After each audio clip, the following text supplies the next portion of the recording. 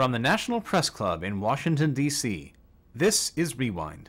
This week, during the luncheon, the former #1 tennis player in the world urged adults to combat childhood obesity by getting children to exercise. We've got to find ways to get our kids moving, but you know, as a parent or a caregiver, whoever's taking care of children, we've got to set the example.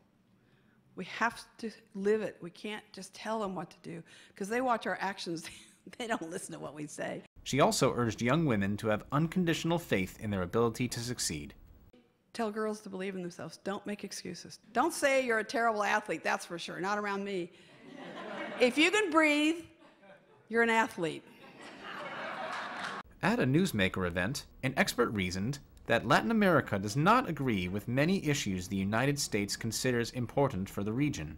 They really don't care about immigration reform.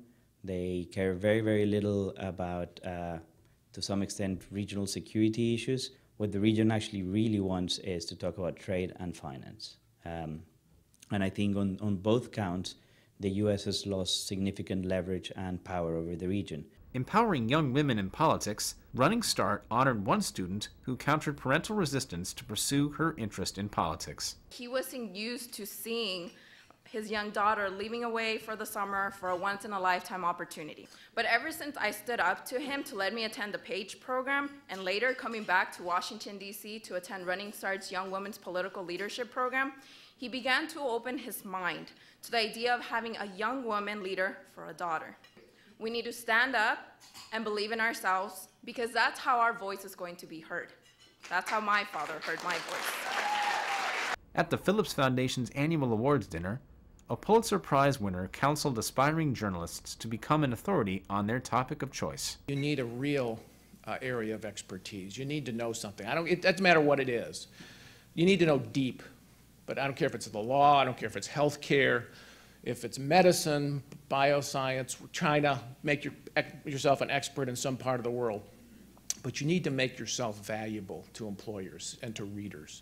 A Volunteers of America discussion panel pushed for greater involvement in aiding veterans' transition from military to civilian life. If we own a business, are we opening our businesses to those veterans? Are we hiring veterans as an organization? Do we make it a priority to be military friendly? It's not enough to say that we do good work, we have to do good work. The U.S. Secretary of Health and Human Services advocated for a healthier educational environment in order to have success in the classroom.